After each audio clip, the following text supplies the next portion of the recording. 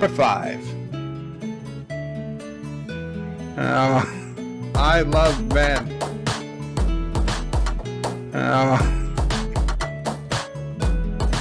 1, 2, 3, 4, 5. Everybody in the Jeep, so come on, let's ride to the nerd store around the corner. Boy said he wants some Star Trek and juice, but I really don't wanna feel like I had a I love men. Last week I must stay deep, cause talk is cheap. I love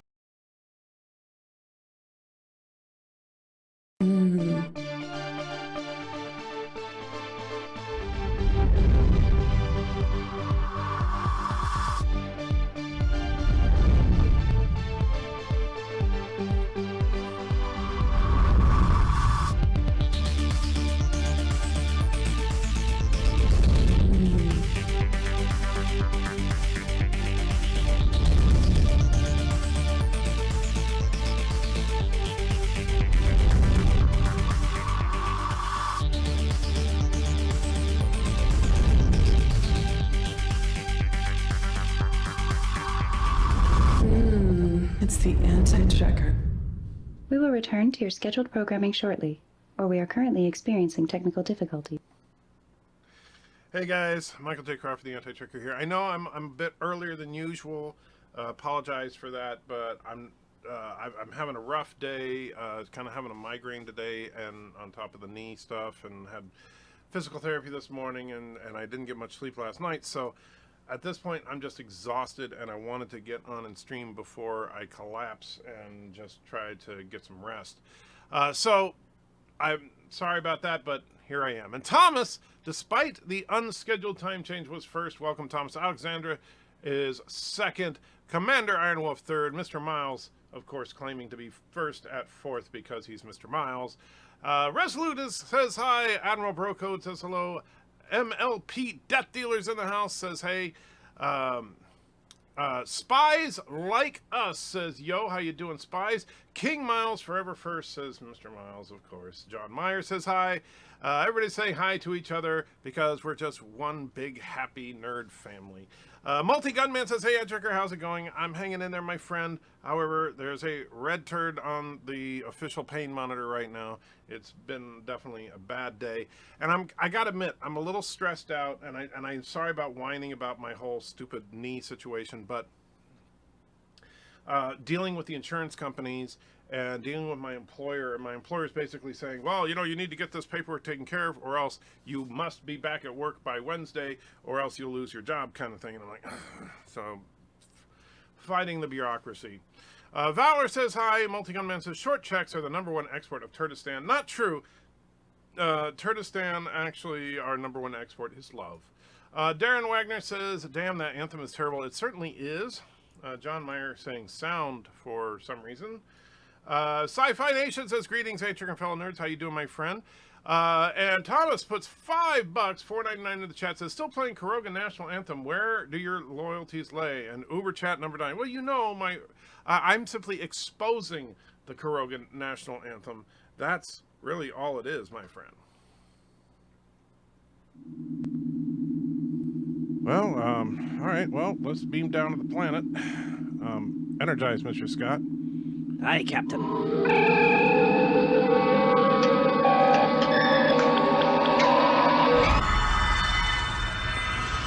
Welcome aboard the USS Discovery. There's got to be some kind of other universe, right? Please, send me back. Oh my God, send me back. I beg you, no, send me back. Oh. Yes. So thank you, Thomas. Josh says, all hell bird. Oh, damn it. Those damn Kurogans and their brainwashing. Yeah, they keep working on it, but you gotta be careful. T says, Valor says, I shut up late, so I missed Bird of Prey's song. Oh man, I am so sorry. I know that really must make you sad. So let's fix that real quick. Ladies and gentlemen, this is Karoga #5. I love men.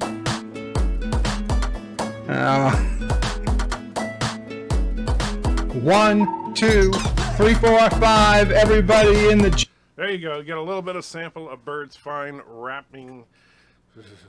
Bird Prey says, Kapla, speaking of the evil Kurogan dictator, how you doing? Darren says, hey, nice shirt. Did you manage to get your piddly migraine-having bum-legged ass down to the post office today? No, but I did get my migraine-having bum-legged butt down to the post office on Saturday. And so, yes, I did get whatever. I think you said it was a DVD. It feels like a DVD. So, but I was waiting until I was doing a live stream and I knew you were here before I would open it because, you know, I'm a nice guy, unlike Bird of Prey 5, who is evil. And here we go. Oh, it's a Blu-ray, I'm sorry, of Hail Caesar. So I will definitely be checking that out. So thank you. Anybody that, you know, when you send me movies and stuff, I appreciate it because the distraction is always nice. So thank you, Darren. I don't know much about Hail Caesar. I know that it was critically acclaimed, but I never saw it, so I'm looking forward to it. And yes, I love this shirt, Darren. Thank you. This shirt came from Darren, by the way, as well. And so, and this is absolutely one of my favorite shirts. Multi-Gunman talking to Bird. Loquicious saying hello. Hey, Loquicious, you're not planning on any more super chats to Doomcock about me, are you? Just checking. Which is kind of what I was named. You know, it's funny because it seems like I'm the only person that's not already having a reputation for liking the new Trek that's defending Ask Not. And I tell you, I'm going to do a video on it, but for you guys, I'll go over the basics of it. Those of you that are complaining about it and saying, like Bird was talking about how horrible the test was and stuff, and a lot of people said how horrible this test was. This test is virtually identical to the test that Wesley Crusher took in Season 1, Episode 19 of TNG. And in that test, Wesley honestly believed that he had to make a choice between letting a person die or dying himself. And so that was, I'm sorry, a little bit more mental stress than whether or not you're going to let your prisoner go. Wesley literally had to pick someone to die. And that was the whole point of the test, was could he make that choice? And so I don't see anything more wrong with this test than that one. And just both tests use practical exercise as opposed to neither one was on a holodeck or anything like that. So that way it felt real to the person, and they thought that they were in a real situation as opposed to a test. Now, the Kobayashi Maru is a little different. The Kobayashi Maru test is specifically a test for command and is more about how do you face the ultimate problem as a strategist, the no-win scenario. And the problem with the Kobayashi Maru is, of course, everybody knows it's a test. So I think that these other tests are actually a little bit more tricky and get more genuine results. And as a former soldier myself, I can vouch for the fact that they actually do stuff similar to that in the United States military. This is nothing new as far as making people think that there is a genuine situation where their lives could be in danger in order to see how people react. And that can make a huge difference as to whether or not they're approved for certain programs. For example, without giving too much away, to get into certain segments of military intelligence, you had to pass such a test. And so that's all I'll say about it. Thomas says, we want Mrs. Antrekker, Auntie, and Baby Yoda. Well, you got Auntie, 1 out of 3. And, you know, you can watch the video today and watch Baby Yoda. There's pictures of Baby Yoda in the video today. So there's that. And let's see. Jeff Franklin says, red alert, shields up, arm photon torpedoes. Okay, we going into battle? Didn't know that. And let's see here. Loquisha says, you got 5 minutes to convince me to watch this stream instead of Midnight's Edge After Dark. Well, that's very simple, Loquisha. I'll be on Midnight's Edge After Dark day after tomorrow anyway, so you can get your Midnight's Edge After Dark fix in day after tomorrow. Bam. No, we are one big happy fleet. Yes, I know, but I paraphrased it. Robert says, I get migraines too. Yeah, migraines are I'll tell you, I hate them. I don't get them that often. Usually when I do, they last for a day to 2. This one hit me this morning, and it's not quite as intense now as it was a few hours ago, but the best thing, and because unfortunately, in order to make the live stream work, I got to have the lights on and stuff, and lights are annoying and stuff. So when the live stream's over, all the lights are going to be turned off. I'm going to have dinner and stay in a low light environment and just try to relax. Darren says, "Oh crap, you're at the red turd alert. I meant what I just said earlier in the nicest way possible." No, that's all right. I understand. And yes, I did get to the post office. And actually, here's the funny thing, Darren. Well, when I don't actually, I have not gotten out of the car and gone into the post office in some time because I can't walk around very well. So Mrs. Antrecker pulls up to the post office, and then Joshua hops out of the car and goes to the box and checks it. So Joshua actually picked it up. Multi-Gunman says, "Don't worry, Antrecker. Let us unburden some of your frustration." Sure, all I got to do is in the next 48 hours get about 100,000 subscribers.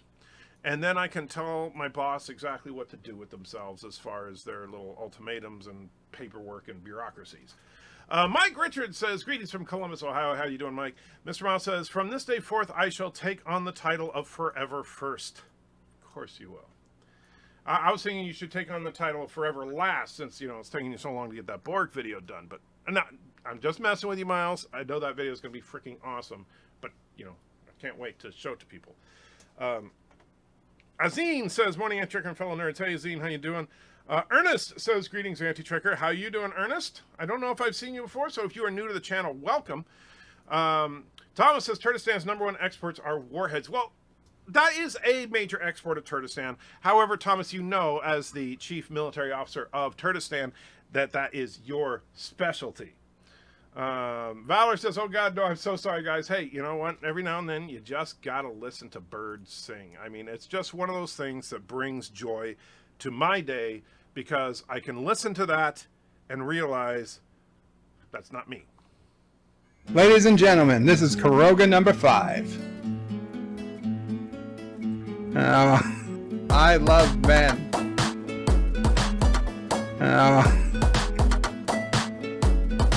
1, 2, 3, 4, 5. Everybody in the Jeep, so come on, let's ride to the... See, that's just classic stuff.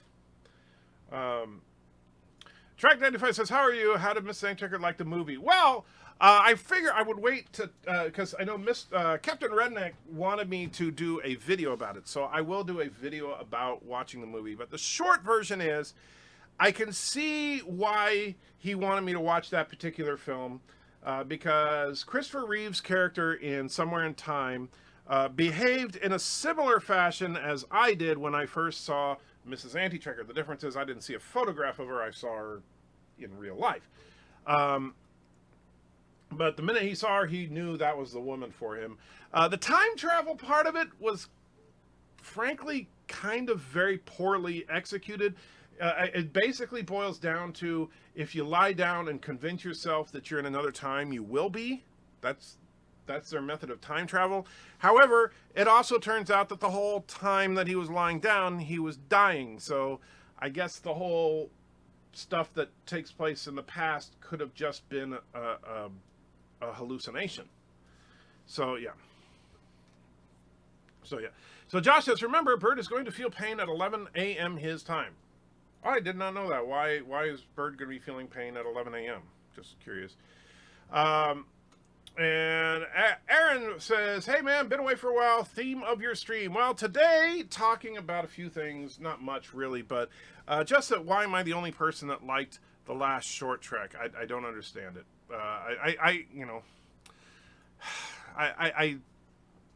It's frustrating to me because when Ask Not came out, I was skeptical, like I have been of pretty much everything from Kurtzman era Trek, but the episode itself wasn't bad. Now, it was predictable, and there were a couple of bad things in it that were annoying, although quite frankly, those were things that were set up in prior episodes, so it's hard to blame this episode for simply maintaining continuity. But overall, it was not bad, and I really like Anson Mount's Pike, so maybe I'm biased because of that. Darren says, "What is this Ask Not that you speak of?" It's Ask, A-S-K, not. It's the short trick. Wesley didn't get knocked out. That's so. And Bird says, but he wasn't in danger, actual physical danger. Neither was she.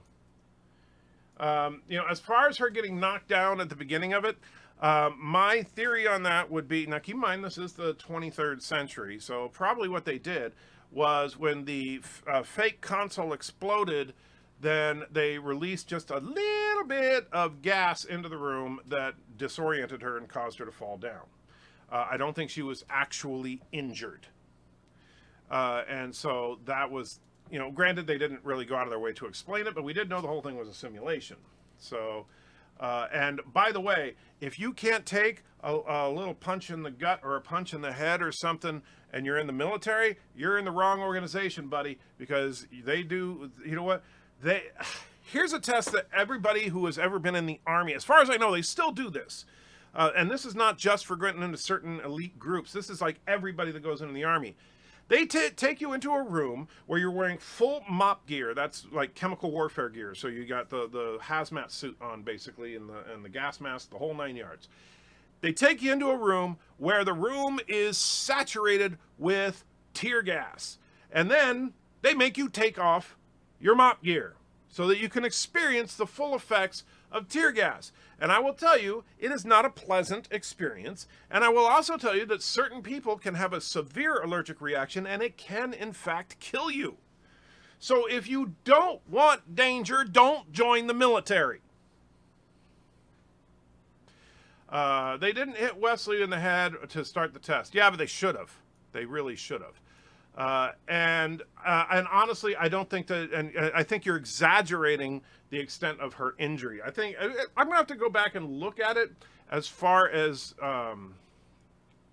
whether or not she would actually sustain any injury, but it didn't seem like she actually, because think about it, if a console exploded in her face should have looked like a freaking character from Hellraiser or something when she got up, but she was fine.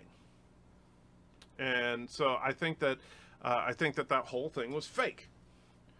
Live with Matthew, just dropping by to hit the like button. Thank you, my friend. Get back to the oil field. Have fun, my friend. Robert says, hello there. I have a question. Would it be possible for an alien face hugger to implant an alien in a Goa'uld? Would the Goa'uld symbiote kill the alien embryo? That is an interesting idea. I would dare say that I think the Goa'uld would kill a xenomorphic embryo. So I think that further, I think about what would be interesting is, could a Goa'uld take over a xenomorph? You okay there, Auntie? Just okay. Resident says, did they pistol whip you before those tests? If not, it's not the same.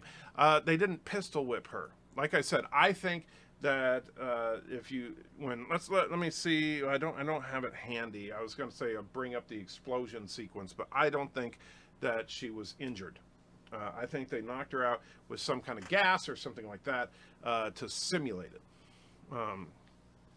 And in fact, if I remember correctly, all right, now you guys making me look this stuff up, you jerks.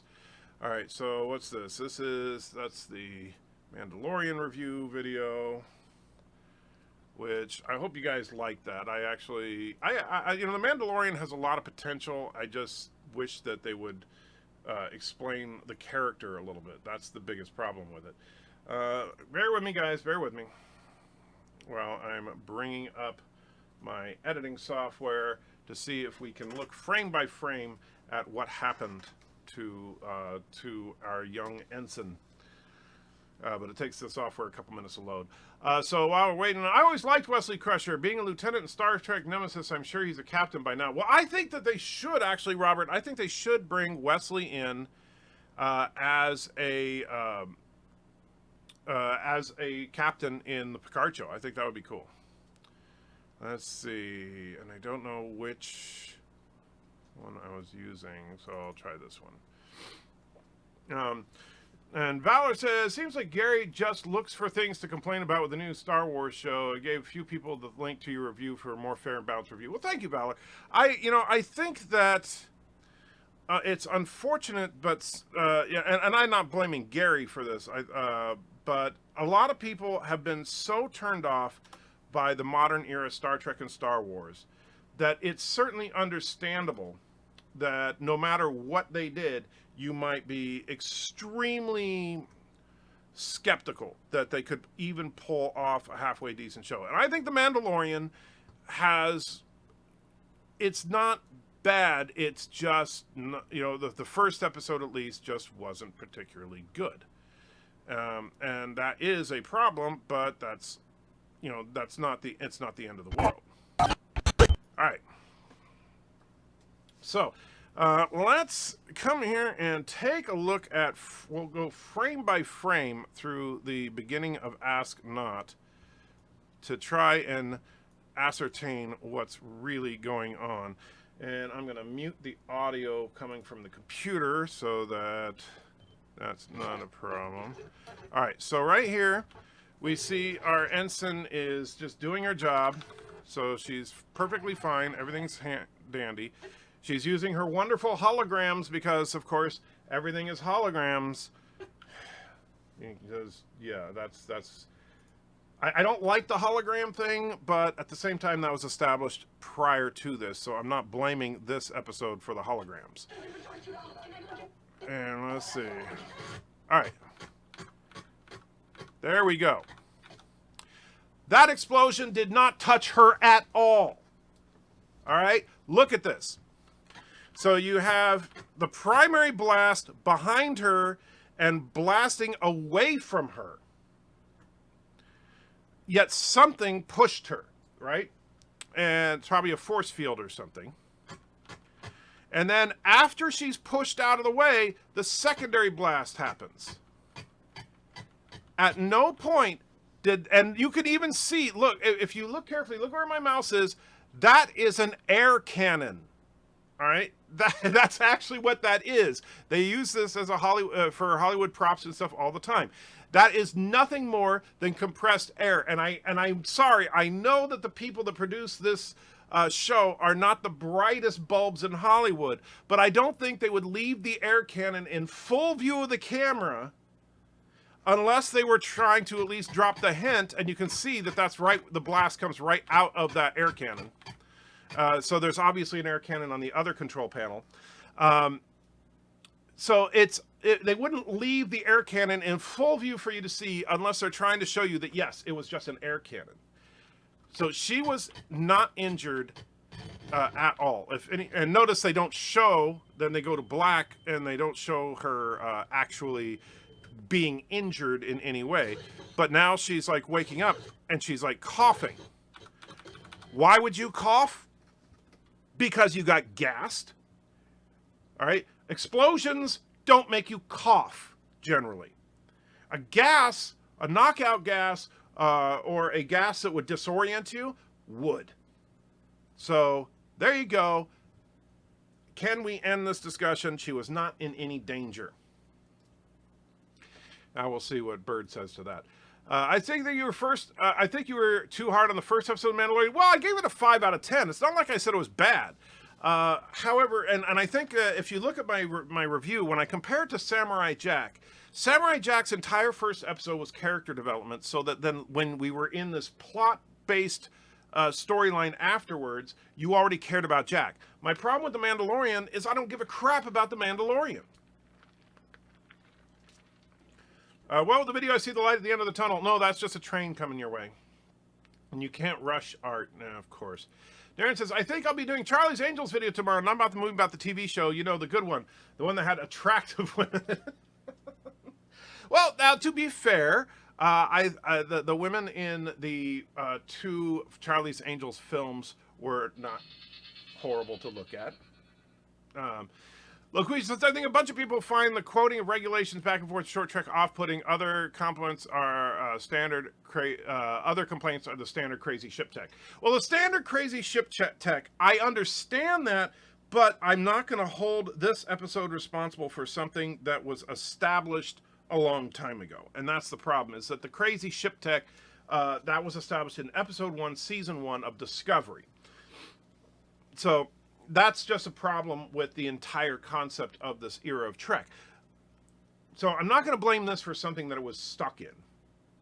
As far as the citing of regulations, you know, I'm sorry, but has anybody watched Star Trek? Because they cite regulations all the freaking time. And in fact, the one person who probably cites more regulations than anybody else in Trek is probably Spock, where he'll cite the paragraph and the line and all that, and think about the Doomsday Machine when McCoy is trying to get Spock to relieve Decker of command, and he immediately starts quoting regulations. That's what you do. Better watch out, bud. I'm gaining on you in that 10K mark. Uh-oh. Well, I'm getting close. I'm almost up to 9,900. So, see, I want to do a Picard video, but I'm probably going to have to do my 10K video next. I think health and education should be free to everyone. What do you think? Well, that's one to ask me when we're on the Rational Roundtable channel. I don't want to get political here. I should start my own Patreon so I can get out of this abusive partnership with Anti-Trekker. Jerk. Darren says, somewhere in time is based on a Richard Matheson I Am Legend story. I liked it. Sometimes it's nice when time travel mechanism isn't fleshed out. Yeah, but there was no mechanism. He just laid down and said, I want to be in the past, and he was in the past. I understand leaving some of it to the audience to interpret, but there was nothing. There was no reason that he was able to travel through time. Now, if they had said something like, say, the pocket watch had some special property, because the pocket watch is actually a paradox, since he gave her, well, she found the pocket watch after he disappeared and held on to it and ended up giving it to him so he could go back in time and lose it again and she would find it. So the pocket watch itself is a paradox. So if you put something in there to explain that because of the existence of the paradox, that's why the time travel is possible, I'd be fine with that. But just to wish you were in the past and have you be in the past, I think that that's a bit much. Resolute insists that my judgment is imparted by pain. I assume you mean impacted. Well, that may be. Darren says the Navy goes to gas chamber stuff in basic too. I wasn't sure. I can only speak for the Army. So, Mr. Londell says CS gas is not deadly. It's only a skin irritant. Tell that to someone who has an allergic reaction. It's not common, but yes, sometimes people do die in the gas chamber. Somewhere in Time is based on a book where Reeves' character was suffering from a brain tumor. There's a debate if the time travel was in his mind. The tumor was removed from the movie. Well, but he still dies at the end of the movie. So, yeah. Robert says, okay. Not sure why. Unfortunately, it doesn't seem like any new Stargate is coming anytime soon. No, it does not. I think that MGM is not interested in Stargate whatsoever at this point, which is too bad because Stargate is an amazing franchise, but yeah, they're not going to do anything with it. But MGM, I mean, come on, the studio is like they're the Walmart of the major studios right now. The Mandalorian second episode where the bounty hunter killed the giant animal, someone in Gary's chat brought up that they heard a buzzing sound from the knife, like a vibro blade. Oh yeah, from the old games and stuff. I didn't notice the buzzing sound. I thought it was a fun little scene, but I'd have to go back and rewatch it. Wesley shouldn't be a captain, maybe an engineer or science officer in the command rank.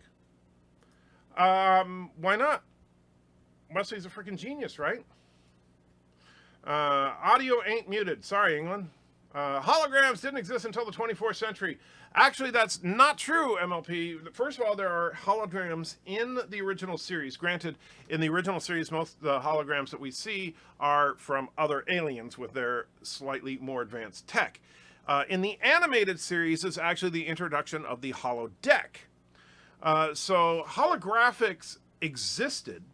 And in fact, even like with for example, Landru was a hologram, and Kirk and Spock were not blown away by the existence of a hologram. They were just surprised that they couldn't see a projector apparatus for it, right? So that's the, so holograms did exist. But they weren't common in the original series. Although there are arguments to be made that they actually were represented in the original series. It's just that we don't see it that way. And we may do a video on that in the future because like there's a little thing like where they show a cutout piece of plexiglass with lines in it and stuff that make up a gauge, and it looks like what they're trying to do is to make the holographic interface thing, but they just didn't have the technology to do it. Says not the brightest bulb, Herman Schmeckelbeck indeed. Herman Schmeckelbeck is not the brightest bulb. He is the darkest bulb. Mr. Lundell says, ever been in an explosion, Anti-Tricker? Yes. Explosions don't make me cough, but they do make me crave Taco Bell. Oh, man. No, the ship ate some of Anti-Tricker's 5-alarm bean chili. Yes, that's probably what it was. Iron Wolf says, I have a very long comment in response to that Samurai Jack statement as well in the video. I'll check it out. I have not been to the video today because I've been mostly just whining about my headache. England says, 10K video. I've been waiting a long time for this one. Oh, yeah, it's coming. And then, of course, my subs will immediately drop. Come on, sub now. Yeah, boy, it's getting close. Josh says, Anti-Tricker, since you're so close to the 10K mark, does that mean we can pay you now $200 to get the Anti-Tricker name backstory? No. Still $1 million. Sorry, I can't change that. I asked the corporate office. They said no. Loquisha says, I don't think the concept of quoting regulations was the issue. It was the manic pace, I think. And it was hard to make out what they were saying. Well, first of all, the manic pace of it, I would agree. The pacing of that sequence could have been better. It felt a little rushed. And since the whole short trek was really only, what did Bird say, like 7 minutes, 40 seconds when you trim off all the fat. So since it was only 7 minutes and 40 seconds, yeah, they could have padded it out another 30, 45 seconds to have them stop and think about the regulations, rather than it seemed like Pike and her were playing the ultimate trivia contest, and both of them were, knew the source material better than anybody in history. You need to listen to the audio. She hit hard. She had a ringing in her ears, a head injury. She was coughing from smoke from the explosions. Look, first of all, Bird, if you've ever been in an explosion, if there's a lot of smoke from an explosion, you would see a lot more than what you see here. There's virtually no smoke in that air around her. There's a little bit, but not what you would expect from the kind of explosion. As far as the ringing sound, a ringing in your ears can be caused by a lot of things, including a high-pitched tone being generated in order to simulate a ringing in our ears. Remember, this is 23rd century tech. They could do a lot of stuff, and we can do that today. It really isn't that hard. If you get a high-pitched, a certain particularly high-pitched sound, put it through some tweeters, you could make people think they're hearing a ringing in their ear, because it's very difficult, especially if you're disoriented from a gas, to make out where the sound is coming from. And let's see, the time travel mechanism in Somewhere in Time is, if I remember correctly, either willpower or hypnosis. Anyway, unlike you, I said okay to the movie's mechanism. Well, fair enough. I didn't buy that. And neither did Mrs. Anti-Trigger. She thought the time travel mechanism was stupid. Did you just say that Reeve dies at the end of Somewhere in Time? Whoa, where's the spoiler? You heartless monster. Joshua was right. Well, first of all, the movie was released in 1980. All right, so if you haven't seen it, you probably don't want to. Says, I once traveled to the past. Turns out it was just in Nebraska. Well, maybe that's what happened. Maybe he just went to Nebraska. Nothing about Wesley Crusher screams command material to me. An engineer, yes. A starship captain, no. Well, I would say starship captain in the TOS era, heck no. But in the TNG era, of course, he's got all the check boxes. I'm sitting in my truck at an intersection red light. It's been 8 minutes, and everyone but my direction has gone to green light about 3 times. Should I blow the red light? Well, probably, but I'm not going to advise you to break the law. So you need to do, what you should do is, assuming it's legal in your state, you should turn right, and then make a U-turn, and then turn right again. Some of my favorite classic Twilight Zone episodes, and by the way, watch out for some reviews coming. Well, you just love plugging yourself, don't you, Darren? Involve time slips in which the characters time travel and the mechanism isn't explained. True, but that's Twilight Zone, not a romantic, film. I don't want to call it a romantic comedy because it's not, but it's really more of a romantic tragedy. Do you think any movie sequels are better than the original? Generally, because Joker making over $1 billion, there will be a sequel. Well, the Joker sequel I'm not looking forward to, because they already made it clear they're not going to do a Batman movie with this Joker. So it's a complete waste of time. I love the Joker movie, but if they're not going to progress this Joker to be the Batman's arch nemesis, not interested. It's a waste of freaking time and effort to make this beautiful series of movies about a character who's arch nemesis to another character, and we'll never see the two of them on screen together. However, Do movie sequels sometimes better than the original? Sure. Empire Strikes Back, clearly better than the first Star Wars movie, even though I love the first Star Wars movie. Star Trek II, The Wrath of Khan, clearly better than Star Trek The Motion Picture. How could Wesley be a captain on Picard since he was basically forced to resign from the Academy after being found culpable in the accidental death of another cadet? Well, because reasons. Why is he, if he was forced out of the Academy for being culpable after the accidental death of another cadet, how come he's back in Starfleet in Nemesis? Josh says, the corporate office, you mean Mrs. Anti-Checker. Bingo. Darren says, I was kidding around when I said you spoiled the movie. I know you were. And I thought Will Wheaton was unhappy with Trek. I don't know what Will Wheaton's reasoning for leaving the show was, but yeah. I don't really care. But the funny thing is now, Will Wheaton is like, he wants to be on everybody's show talking about what a great nerd he is. Darren says, okay, I'm done plugging. Sorry. It's all right, Darren. I don't mind. I'm just giving you a hard time. Just don't make it every other comment that something about what's coming on your channel. Schwalmer says, good evenings, answering fellow nerds. Just driving by to give the stream a like. Well, you're supposed to drop by and hang out with us, man. What's your problem? Blade Runner says, the military isn't expected to blindly follow orders without question. You're right. Well, Blade Runner, I will tell you this, and I assume, I don't know, but I'll assume if you were in the military, you probably already know this. Now, since your avatar is a British flag, if you are British, the rules could be different in the United Kingdom than they are in the United States. However, when you are in basic training, or what is commonly referred to as boot camp, they spend, and Darren and anybody else that has served will verify this, they spend a very significant amount of classroom time talking about legal and illegal orders. And what exactly is a legal versus an illegal order? For example, it would be an illegal order for a superior officer to order you to commit a crime, such as execute that person, right? That is an illegal order. If your commanding officer orders you to commit a crime, then you are required under the UCMJ, the Uniform Code of Military Justice, to refuse to follow that order. That is the way that it works. Now, if you look at Ask Not, the question becomes, were any of Pike's orders legal? The answer is no. And that's one of the reasons they went back and forth with regulations. His orders were not legal based on the scenario. He was not on active duty because he was under arrest, and therefore did not have the authority to issue her an order, and she knew it. Not only did she know it, but right at the beginning of the episode, Pike himself confessed to her what he did and that he was legitimately arrested. So at that point, it's end of discussion.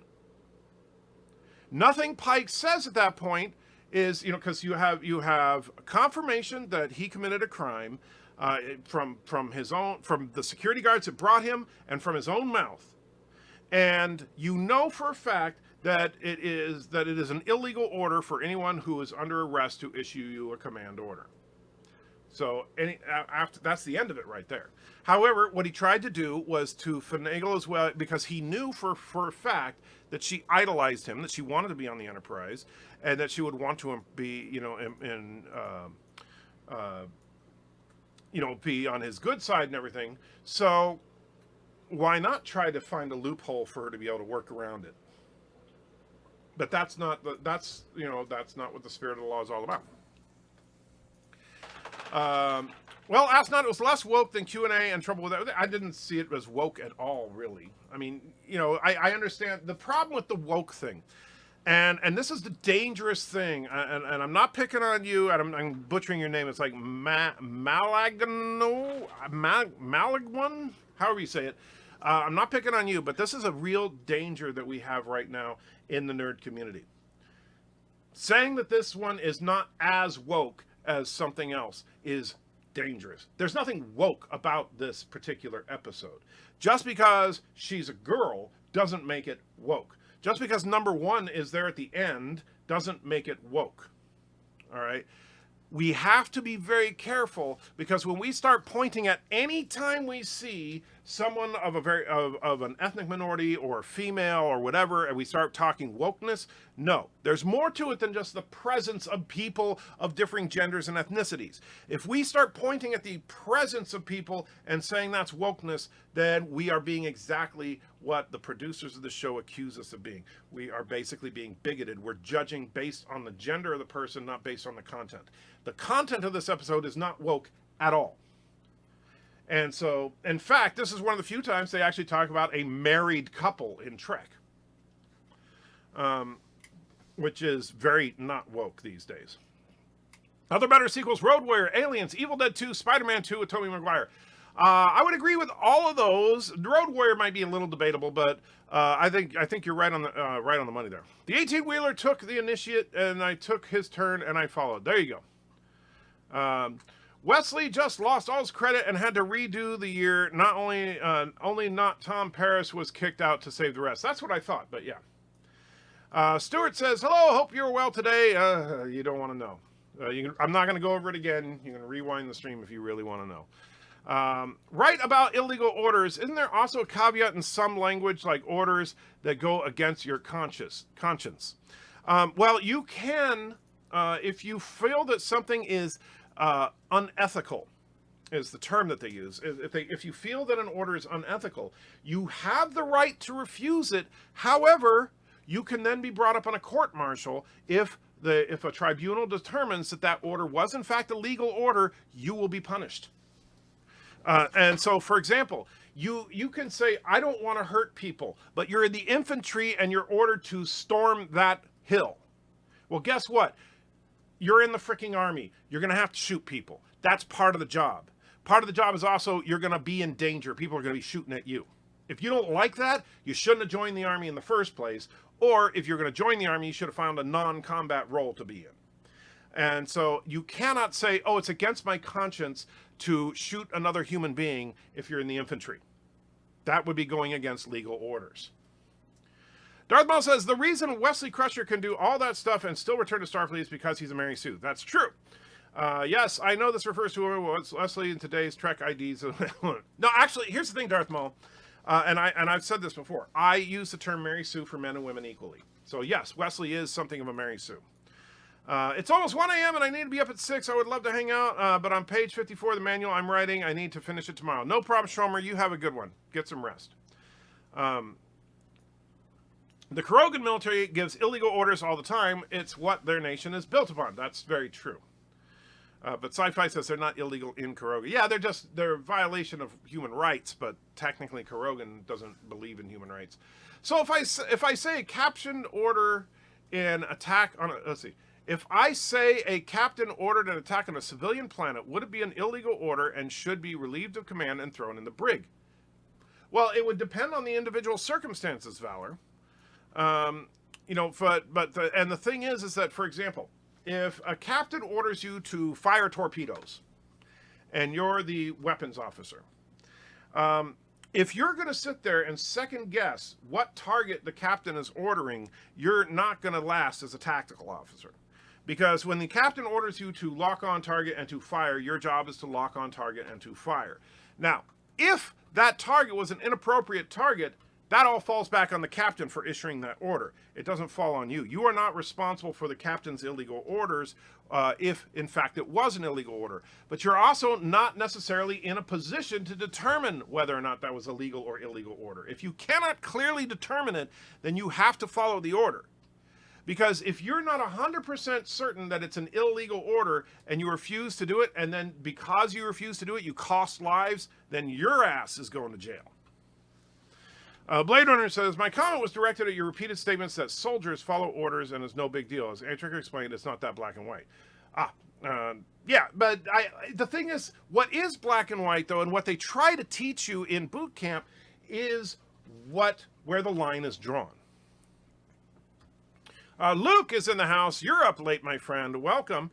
Brend Bardura. Boy, that's Sorry, I know I'm butchering your name. I don't think the short trek has major problems in the story.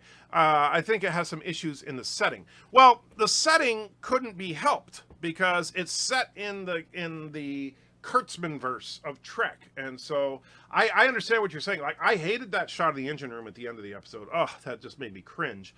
As far as the setting on the starbase, I didn't have a problem with it because that would be a good controlled environment where you could simulate an attack and have more resources and stuff to make that simulation work.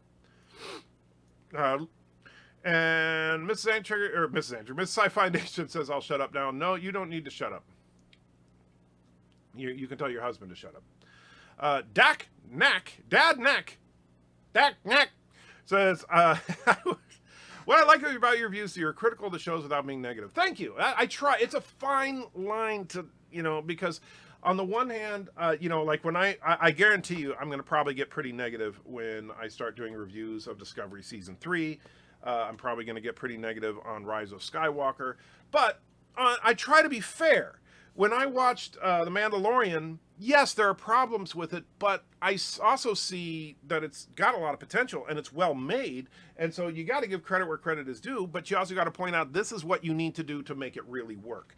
That's the role of a good criticism. A criticism of something should be a suggestion on how to make it work, not just saying, you suck.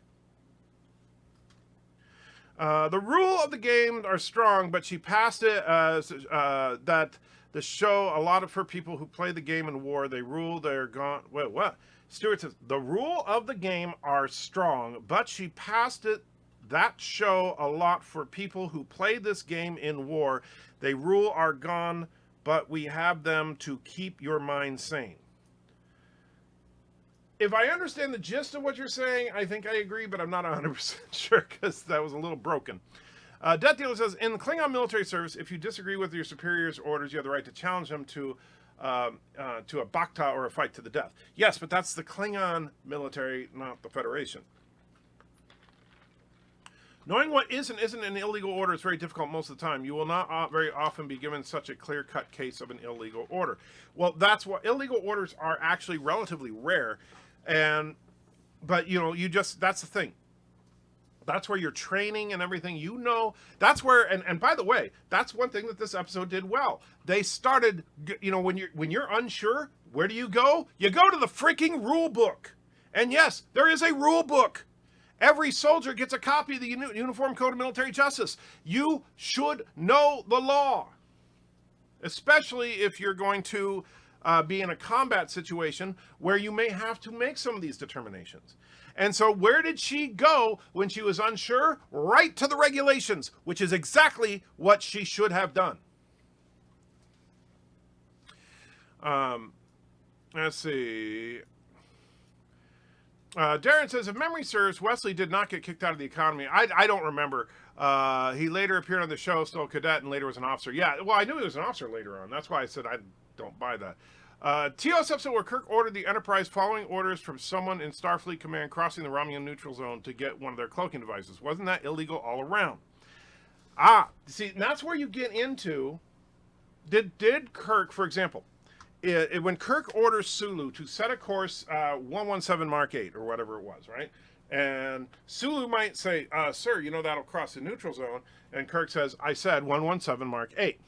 And so Sulu said, okay, because setting a course in and of itself is not an illegal order, right? You're just pointing the ship in a particular direction and moving. Now, Kirk knowingly violated the neutral zone. And Spock, of course, pointed that out to him, but Spock was in on it, which is why Spock didn't it would have been Spock's duty at that point to relieve Kirk of command, and not Sulu. And so since Spock did not relieve Kirk of command, his orders stood. But if Kirk had truly done that on his own initiative, like they tried to play it up, then Spock would have relieved him. Now, Darren can probably tell me better than anybody as far as the proper protocol in the Navy, but my understanding of the Federation is that the first officer would be the person to relieve the captain. The first officer and the medical officer can relieve the captain of duty. Short my name, be bad. I think it's better to pronounce for you. Be bad. Short my name with be bad. So, oh, yeah. So say because B, first initial bad, first three letters of second name. Gotcha. B bad. Darth Ball says DS9 had a warfare so that dealt with repercussions of his command decisions. Klingons want him extradited. Well, Klingons are mean. Sci-Fi Nation says jerk. Hey, happy wife, happy life, buddy. Happy wife, happy life. Stuart says, I had to learn the rule of engagement on what to do when at war or out in town, knowing when to engage and what to do with the lore in the lore. Okay. Wesley says, greetings, turds, Bird of Prey 5. Did somebody say my name? We've been talking about you a bit, Wesley, about what a idiot you are and everything. She didn't have to go to the regulations. She was given orders by the security officer to guard the prisoner, wasn't she? All she had to do is follow those orders. That's true. But I think that the point of, because here's the thing. If, let's say you're just an MP on a base somewhere, and a couple other MPs walk in, you're not even MP because she was not security. Let's say you're on guard duty and doing your thing, and a couple of MPs show up and say, hey, you know what, the building's been damaged, we can't keep this person in jail, I need you to secure this prisoner, and it turns out to be freaking Colin Powell or something. That's gonna, that's kind of the situation here. It was her hero that she was holding. And so now, is she going to be abusive and shut him up unless, no. When people say, oh, she should have just stunned him. You don't just stun people just to shut them up. You stun people who are trying to escape, which is why when she actually did point the phaser and was ready to fire is when Pike was going to leave the room. In Starfleet, I thought that attacking a civilian planet target would be against the rules. After all, SF are not Klingons. Starfleet are not Klingons. But it depends on the situation. Kirk ordered General Order 24 against, I'm forgetting the name of the planet, but it was in the one where they had the computers that fought the wars for him. Man, I'm spacing today. It's a stupid headache. Anyway, but Kirk ordered General Order 24, which would have had the Enterprise wipe out the planet. And so, yes, you can attack a civilian target under certain circumstances. Darren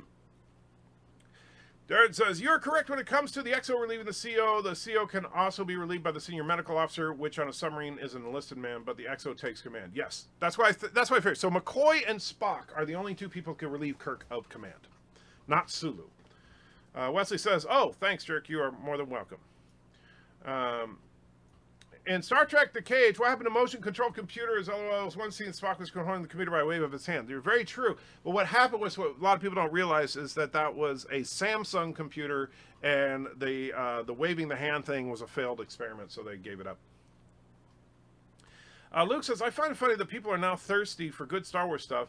Then they are now in full fanboy mode just because Mandalorian and Fallen Order weren't outright disasters. Well, I haven't played Fallen Order, so I don't know anything about it. As far as Mandalorian, I'm not fanboying about it. If you saw my video, Luke, you know my opinion of it. I think that I gave it a fair review. I'm cautiously optimistic. However, I'm not saying Star Wars is back. Yeah, no. At this point, it's like, is Rise of Skywalker going to be any good? Your guess is as good as mine. Thomas says, Andrew, I watched your Friday stream, and you mentioned on Disney Plus you showed Mrs. Andrew the Mandalorian, but it played where you left off. You can set up other profiles like Netflix. Yes, I have a couple of different profiles, although I think I might have been on the same profile on both devices. Because I have my profile, Mrs. Anti-Checker has hers. And so Mr. Miles is supposed to set one up, but he hasn't. What's up with that, Miles, if you're still here? Luke says, I'm not talking about you, Michael, hence why I say people in general. No, I get that, Luke. I didn't think you were accusing me of anything. But yeah, I think that, but I'm not seeing that. Well, maybe I haven't watched a lot of people's videos on The Mandalorian. I don't know what Gary or Midnight's Edge or Doomcock, I don't really know what they thought of The Mandalorian. So I thought the first episode was completely, well, I do know Midnight's Edge as far as we talked about the first episode last week. I'm sure we'll talk about the second episode on Wednesday this week. But I don't know. I thought that the second episode was good, but we still need some character. There's no freaking character. Death Dealer says, I will never waste my money on Disney Plus. It's actually not bad, and I'll tell you, I know a lot of people have this hatred of Disney. I don't hate the Disney Corporation. For the most part, I actually really like the way they do things. Because the funny thing about Disney is that they acquire these companies. This is something that Iger's done a couple of times now. They acquire these companies, such as Pixar, Marvel, and Lucasfilm, and they let them do their own thing. They don't micromanage them. That's why Pixar movies were still Pixar movies, and Marvel movies are still Marvel movies. People say, oh, Disney ruined Marvel. Disney didn't do a damn thing to Marvel. Disney bought the company and said, okay, keep making what you're making because that stuff is awesome and we'll bankroll it. That's it. Same thing with people saying, oh, Disney ruined Star Wars. No, Kathleen Kennedy ruined Star Wars. And guess what? Kathleen Kennedy was taking over Lucasfilm before the Disney deal. So, please, enough of the crap about Disney. Now, Disney has produced some bad movies and they produced some great movies over the years. And I think it's great to have their whole library. I watched The Black Hole the other day. Haven't seen that movie in a long time. And, me and Miss Sandchecker enjoyed watching it again. All their classic animated films are on there. All their classic live action films are on there. So I think it's pretty cool. Where was I? Let's see. Josh says, how many times can we get Antracker to rant about the new short trek tonight? Yeah, you guys are trying to make my headache worse. I get it. Luke Dom says, watching Star Wars today is like watching the Titanic in slow motion. Wow. Mr. Miles says, Antracker, because I've been editing, sheesh, I haven't had time to watch stuff. Every bit of my free time's gone in this video, you ungrateful Herbert. Ooh, call me a Herbert. Them's fighting words now. And if you're spending all your free time editing, what are you doing listening to this live stream? Huh? Thomas says, I was getting tired of the guy saying, I have spoken. Yeah, that was Nick Nolte, by the way. But yeah, I have spoken. I don't care. And it's like, honestly, to me, it's like, so what they did was they were like, people like Yoda. Yoda has a funny way of talking. Let's create a different funny way of talking, and people will like his character. And I didn't hate his character, but I thought the whole I have spoken thing, it's like, you really think you're that important? But whatever. Stuart says, not all of us have it, Antracker, so people like me can't see the Star Wars show. It is a pain. Well, get it! Death Dealer says, Iger won't fire her. Well, I'm sure that there are contractual reasons for that, Death Dealer. Remember that in Hollywood, nothing is ever what the press says it is. Generally, when somebody, you can't just fire people. It's very difficult. The very critical individuals like Doomcock aren't buying it, maybe even a little unfair, but the normie reviewers are in full fanboy mode, including Captain George. Well, of course, Captain George. Captain George defended The Last Jedi, so come on. Miramax, Disney bought them, they still made rated R movies, correct. Sci-Fi is calling me a Herbert. Darren says, yeah, Marvel Comics ruined Marvel Comics long before Disney brought them up, yeah. And Marvel Comics, it's funny because Marvel Studios is awesome. Marvel Comics they're in the toilet. Thomas says, I've been watching a lot of old Disney movies. Yeah, and you know what? I've been watching the Clone Wars. Since I've been so down and not being able to function very well. If I'm lying in bed and I can't do anything, I'll put on the Clone Wars because, it's simple enough to be able to follow even when I can't focus too hard on it. Because I'm doing both. Why do you think I'm so quiet during the stream? Herbert, Boomer, Herbert. Sure, Miles, sure. It's not out in the UK, not until next year. Yeah, that does suck for you guys on the other side of the pond. That really does suck that you can't get Disney Plus yet. I do like the Disney Plus service. $6.99 a month I think is a fair price for what you get. I'm very curious to see what happens with the upcoming Marvel series, but unfortunately we still have to wait a little bit for that. Luke says, by the way, feminists have started reviewing French comics too. Oh, like French comics were about anything other than eating baguettes and croissants and yeah. Who cares? Just kidding.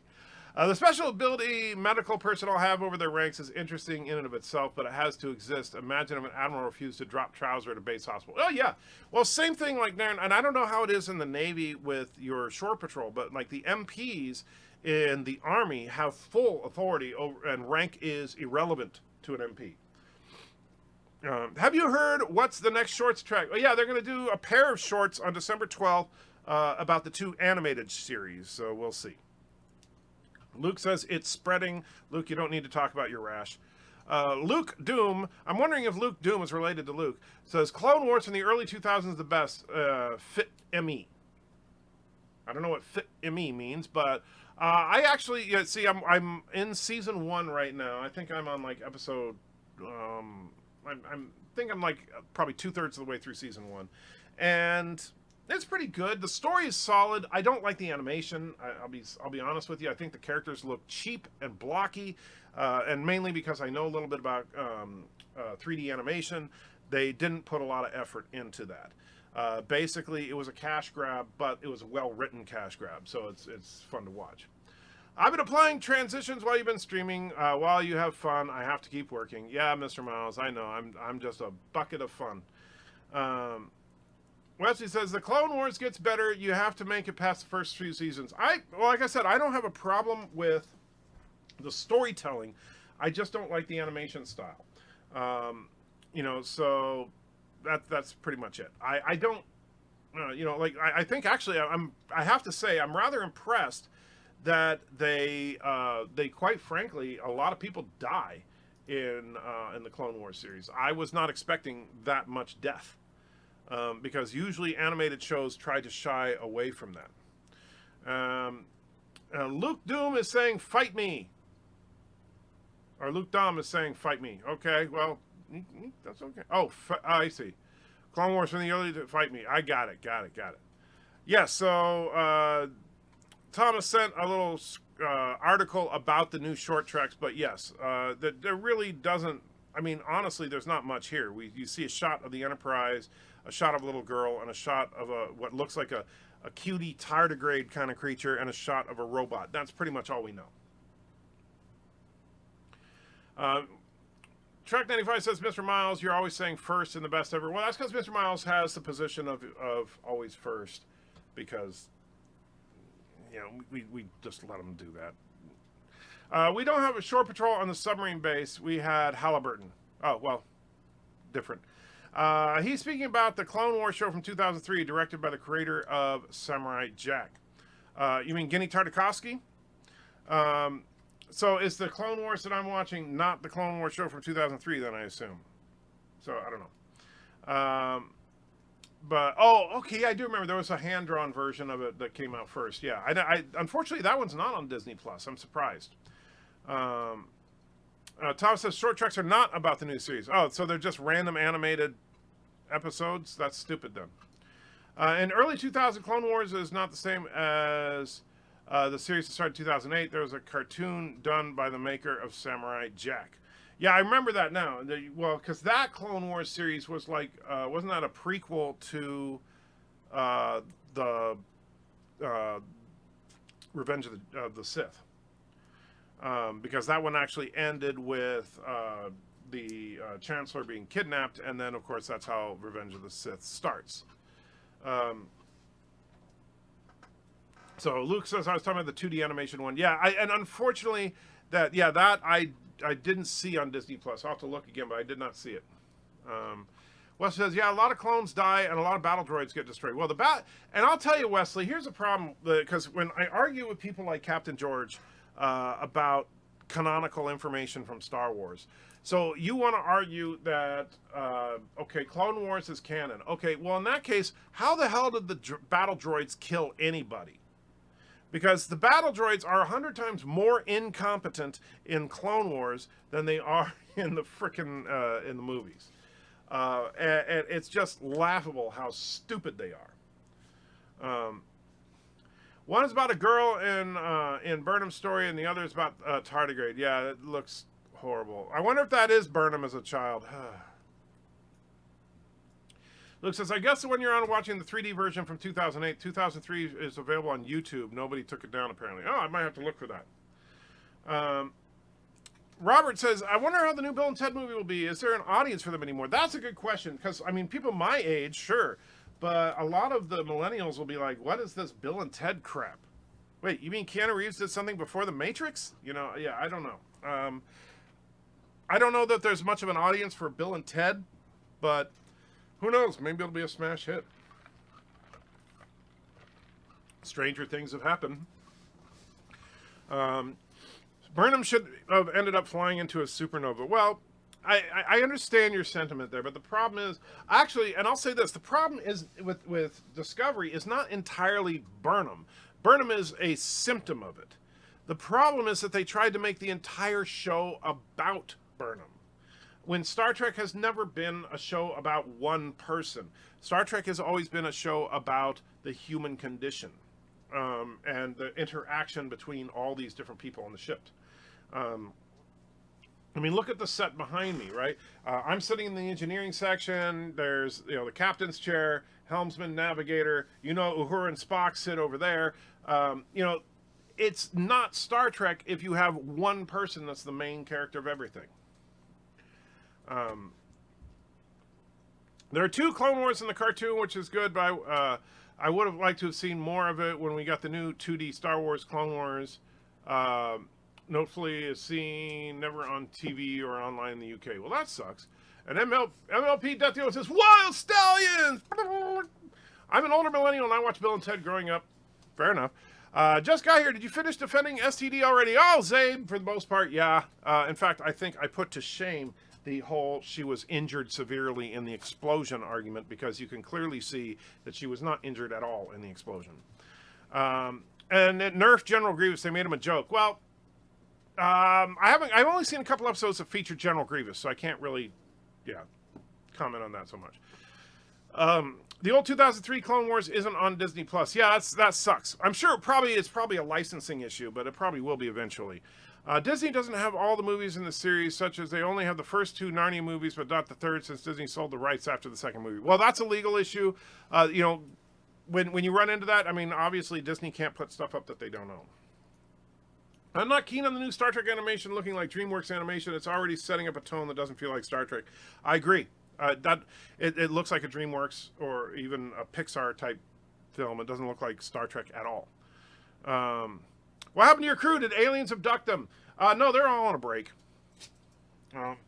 If they make a new Bill and Ted, I hope they film in San Dimas, California. Excellent. Yes.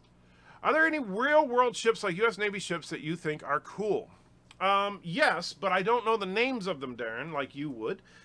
There's a couple of submarine classes that I think are really cool. There's a couple of destroyers that I think are really cool. And I've always had a thing for, I don't know what is it, like Iowa class battleship, I think is what you call it. The ones with the 3 big guns. Always like those. One of them came to Portland, Oregon when I was living there, and we got to tour it. It was really a lot of fun. So yes. Stuart says, Bill and Ted's best film. Wasn't there a Wild Stallions cartoon? I don't know. Was there? Did your son ever watch Bill and Ted movies? No, I don't think he has. And Orville Nation puts $2 in. Thank you, Orville Nation. I truly appreciate it. It says, nice to see you bought yourself a real starship. Yes, I had to bring the old girl out of mothballs because, we got to have a starship here. But thank you, my friend. I went to high school in San Dimas. Well, very good. Darren says, I think your background looks like your future home theater. I would love to set up a home theater that looked like this. I absolutely would. It wouldn't be very practical, but it would be really cool. And Jaeger throws $20 in. Thank you so much. When do you think you could do a video on yesterday's Enterprise? I think it would be fun for all. Why do you think there's so little enlisted in Star Trek? Enlisted are the ones who get things done. Finish 40K's Hell's Reach. I have not finished Hell's Reach yet. I'll tell you, I'm probably going to do something on yesterday's. It's going to depend on how these next couple days go, to be honest with you, Jaeger, because I'm fighting the bureaucracy as far as being off work right now. But if I'm able to stay off work, I'll probably do a yesterday's Enterprise video in the next week or so.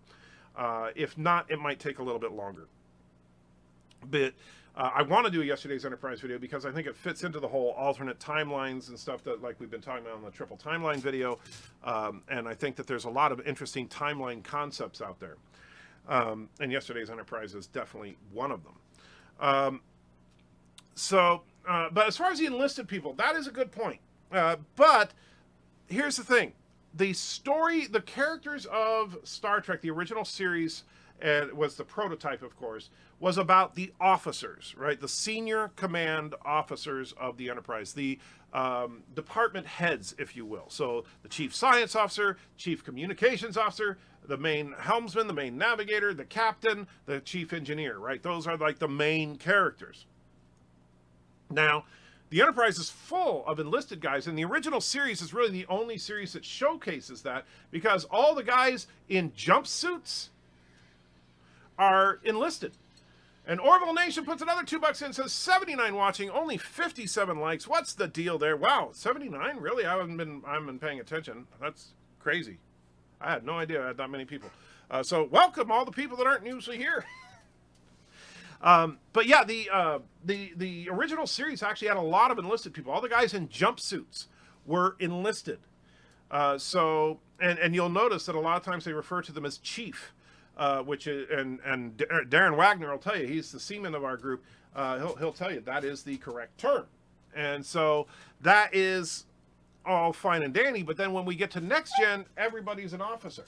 And now Auntie's getting a little antsy. You want to go downstairs, don't you? All right, I'll have Joshua come get you. Let's see.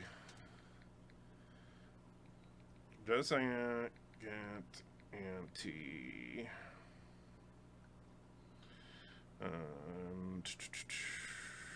Please. All right. So that is a genuine thing as far as the enlisted people we see in the original series, but then in Next Gen, for some reason, all of a sudden, everybody's a freaking officer. And I don't understand that at all. And so Joshua is coming up to get Auntie. So hold on, let me help him get her off here. All right, Auntie. Auntie, come on. Go on. You want to go? Auntie, come here. Come here. All right. Auntie, come in. So back to the chat. And where was I? Luke says the droid army is supposed to be all about cheap units, great numbers, but the show from 2008 has toned down violence in early seasons, plus suffers from the villain of the week effect. Well, but the battle droids just seem so laughably stupid. That's my big problem with it, is that, I mean, they literally, like, they go, oh, hey, did I see someone over there? Let's go look. You know, and I'm sitting there thinking, these are supposed to be killer robots. So, yeah, it doesn't make sense. Thomas says, Anti-Trigger liked dreadnoughts when he was a kid. Well, I certainly liked the Federation dreadnought design back when I was a kid. Assuming anybody that's a millennial or younger doesn't know about something old is underestimating the power of the internet. That's true. I will concede that point. And thank you again for the $2, Orville Nation. I truly appreciate it. Darren says, so you're doing a yesterday's Enterprise video. Oh, crap. Yes, I am going to do a yesterday's Enterprise video. Valor says, today I showed your videos on why Trek would beat wars, and you left him speechless and a bit red-faced as he couldn't really counter you, and I thought his head would explode. I'm not sure who you showed the videos to, but whoever it is, I'm sorry if I made their head explode, but not really.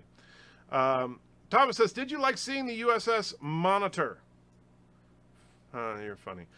In the future, would you prefer that I not bring up your name in Gary or Doomcock streams if you disagree with? No. I was just kidding around with you, Loquacious. I genuinely, first of all, and the reaction that you got from Gary and Doomcock reflects it. I know them both. We're friends. Hold on. Sorry. Allergies kicking in for some reason. Anyway, they're both friends. They're good guys. We disagree on stuff every now and then. No big deal. And so, absolutely, if you think, hey, if you want to tell, hey, Anti-Trigger's lost his crap, he's saying that Star Trek Discovery is the best thing ever. Well, don't say that unless I actually said that. But, you know, you want to say, hey, here's something that you disagree with him, and you want to get Doomcock's take on it. I'm okay with that. Couple of reasons. One, Doomcock and I are friends. Gary and I are friends. Mecca and I are friends. So it's not like they're going to suddenly hate me because they disagree on something. The other thing, though, and this is a little self-serving, gets my name set on their channel, and their channel's bigger than mine. So sometimes it helps me get a couple extra subs. So if that happens, why would I complain about that? Wesley says, I lived there, but I went to G-Town High. You know the town. Yes, I do. Babylon 5 had a new episode where they featured mechanics and not just the heroes. Not as exciting. Well, that's part of the reasons that they're not about the lower decks officers. But don't worry, Star Trek Lower Decks is coming.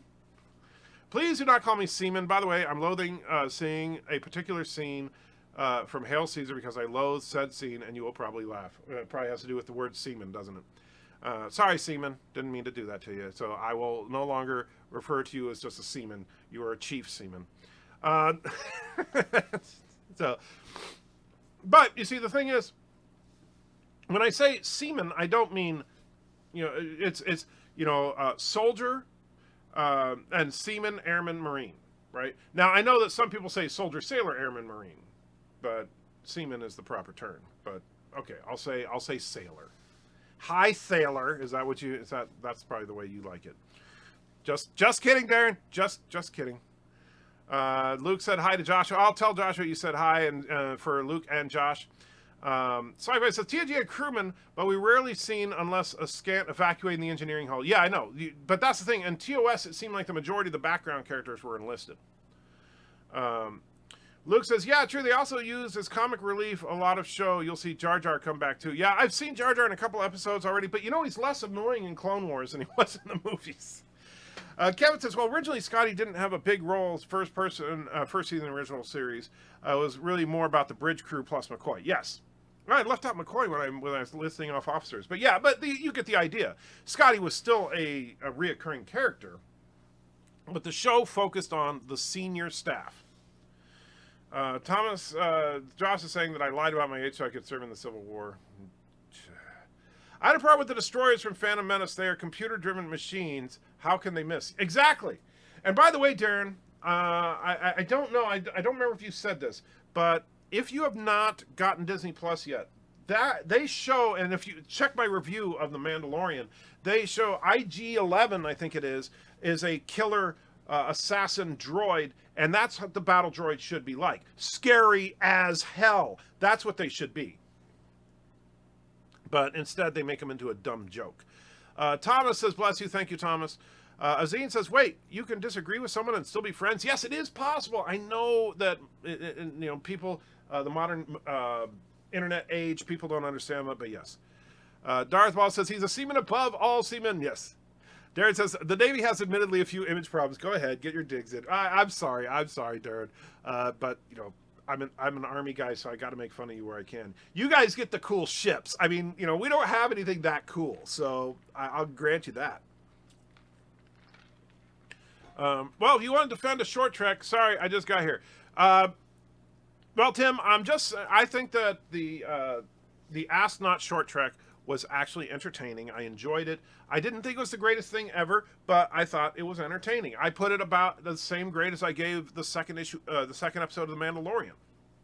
And both of them, I thought, had entertainment value. Both of them, I think, had some significant flaws. Stuart says, Navy has some odd names. They certainly do. In the Navy. Hey, you guys got a hit song about you, right? From the 70s. Luke says, hey, it's because better written in the show. Ironically, C-3PO is not. You're right. C-3PO is horrible on the Clone Wars show, but Jar Jar is actually much better written. Tim says, I think I said this last time I was here, but in the TOS series, I could name all the bridge crew when I was 4 years old on my first viewing. Star Trek Discovery, no idea who those girls are. Yeah, I know. Robot chick, toaster head, cyborg chick. Yeah, no idea who those people are. And I know they've said their names a couple of times, but I still don't know. Darren says, I think tanks are kind of cool. Well, tanks are kind of cool, but they're not as cool as a freaking destroyer, all right? We don't have anything called a destroyer. And tanks and attack helicopters are cool, but come on. They have the freaking Enterprise. Bastards. Wasn't Miles O'Brien enlisted? There was a DS9 episode where he talks about it with Bashir. Yeah, Miles and Darren actually did here I am. Darren was plugging himself earlier. I'm going to plug him now. Darren has a good video on his channel about why Miles O'Brien is the most interesting character in Star Trek. And it's actually a really good video. Miles O'Brien is technically enlisted, even though if you look at it in the, at least the first couple of seasons of TNG, he's wearing lieutenant's pips. But whatever, he's enlisted. But the... so O'Brien became the only really featured enlisted character, which is why Darren calls him the most interesting character in Trek. But I don't think that we needed to necessarily focus on the enlisted people, but I think that outside of TOS, it didn't feel like there, because Darren actually also does this in his video where he shows the crew of a submarine. And it's like, look, this is the number of enlisted people compared to the number of officers. It's not realistic on Trek, because on Trek, an officer, think about it like this. If you work in a typical office, an officer would be a supervisor and above. Everybody else would be enlisted. So, like, assuming if your supervisor had like a lead, a person that helped lead the team, but didn't have the title of supervisor, they would be like a sergeant, right? And then the employees would be, corporals, privates, or whatever rank system that you in your branch of whatever military. And so, but then the officers would be management. And yet on the Enterprise D, it seemed like out of the 1,000 people on the ship, about 800 of them were officers. So there were 200 people doing all the work? No. It doesn't add up. Have you watched the triple short Trek yet? If not, stock up in liquid knee painkillers. Yeah. Trouble with Edward was horrible. It was actually, here's the funny thing about it. And T. Stoney put $5 in. Thank you, T. I'll get to your request in just a moment here. But this is actually a funny thing about Trouble with Edward. Trouble with Edward was genuine. I love, oh gosh, now I'm forgetting his name. I can't believe I'm forgetting his name. The guy that's Edward, he plays Bob in Bob's Burgers. He's Archer on Archer, and I'm spacing his name. But anyway, he was genuinely funny. There were genuinely funny moments in the episode, but it was a Star Trek spoof. To say that that's actual canonical Trek is an insult to Trek. That's the problem. It made a good joke, but that's it. Stuart says, a tank let you park anywhere you can and people move out of your way. A tank is the best for any hometown. Well, tanks are pretty cool, but not as cool as a freaking destroyer or a freaking battleship. Yeah, that's what I want. And T puts $5 in and says, give me quantum of ... Uh-oh, you guys know what that means. Quantum of ...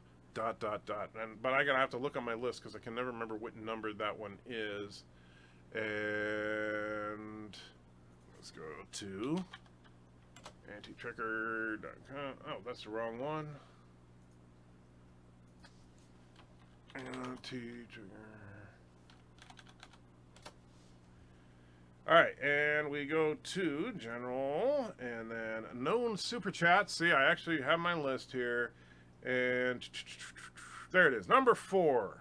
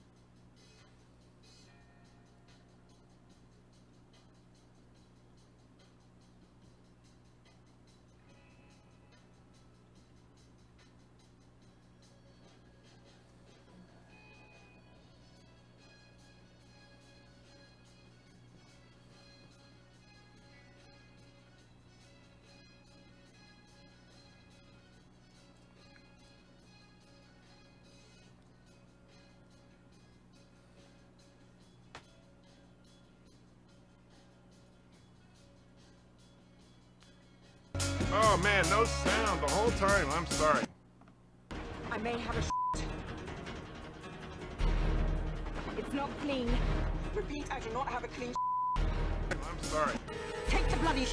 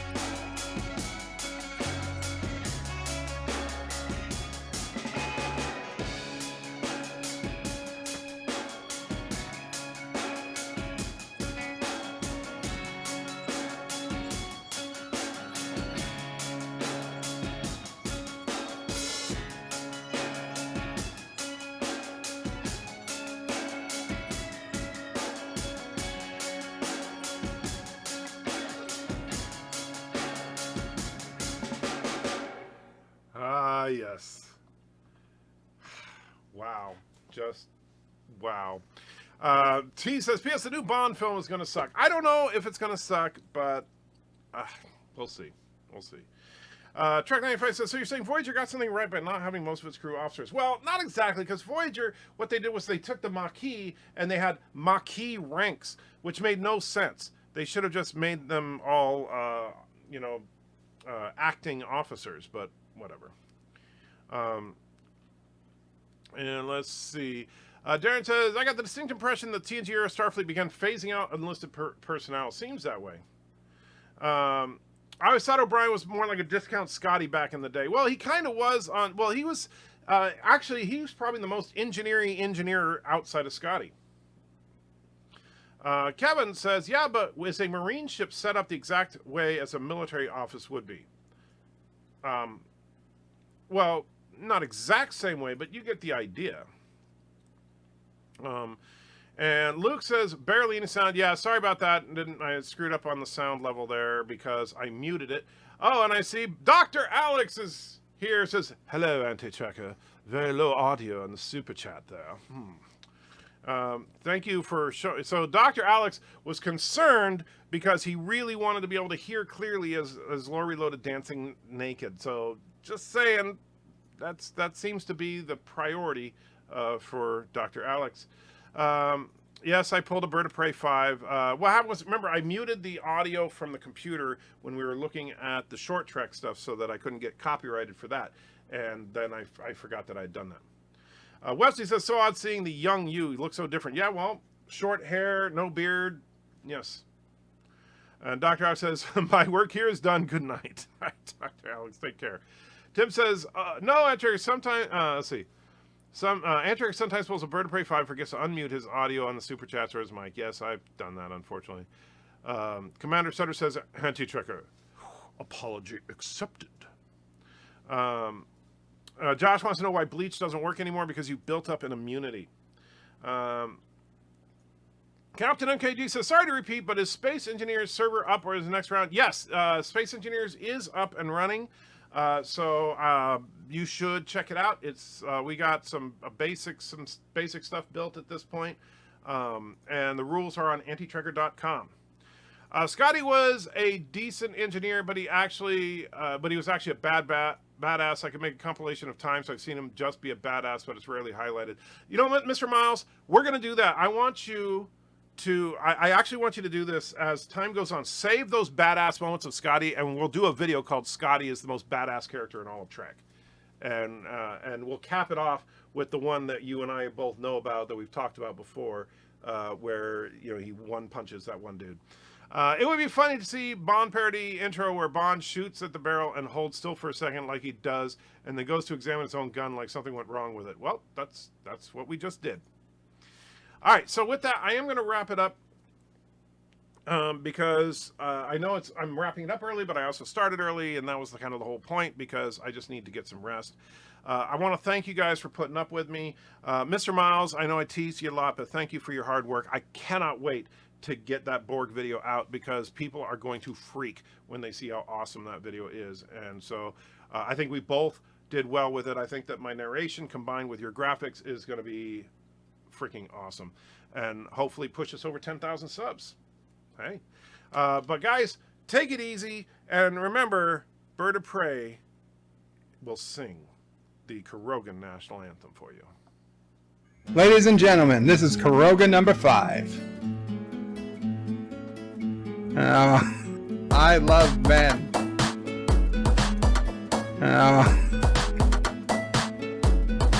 1, 2, 3, 4, 5. Everybody in the Jeep, so come on, let's ride. We got it. Nerd store around the corner. Boy said he wants some Star Trek and juice, but I really don't want to. Feel like I had a. I love men. No. Last week, I must stay deep. Yes, talk is cheap. I like men. Yes. Kirk, Spock, come on, Scotty. No, I love men. Come on. So what can I do? I really beg you, my lord. Tell me, flirting's just like a sport. Anything fly, it's all good. Let me jump in the Jeep and send in the trumpet. I love men. A little bit of Kirk in my, a little bit of Scotty on the, but a little bit of Why do you lose what I see? Check off in I love men in the whatever. Dude. Hiroga number 5.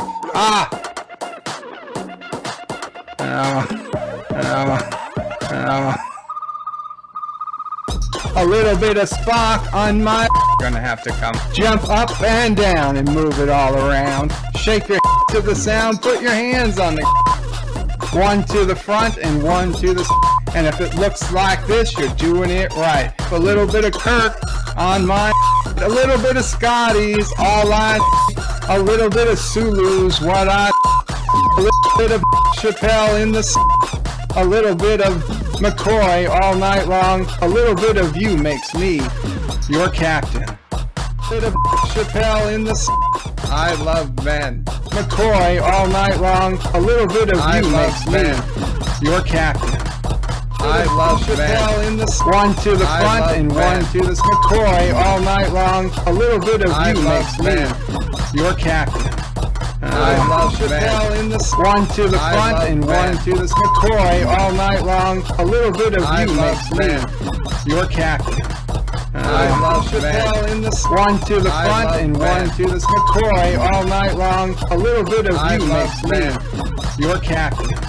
I love Chappelle in the one to